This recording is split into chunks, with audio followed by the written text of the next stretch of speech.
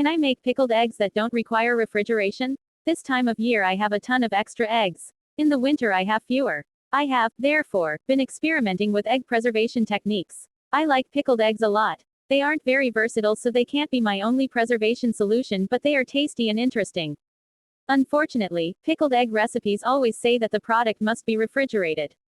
This prevents me from storing the eggs until winter, as I do not have that much fridge space.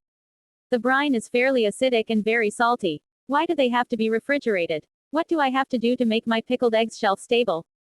Seems this is very common in Britain, where I come from, so google.co.uk did the business. The recipe here allows storing in a cool, dark cupboard for up to 6 months, and it recommends leaving the eggs at least a month. http://www.accidentalsmallholder.net/food/recipes/pickled-eggs. See link 1.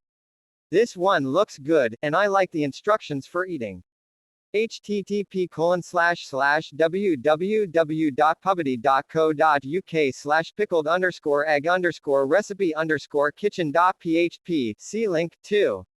Yes, being from England, I have always stored my pickled eggs in a dark cupboard for at least a month, if they last that long from sticky fingers, and only after opening do I put them in the fridge.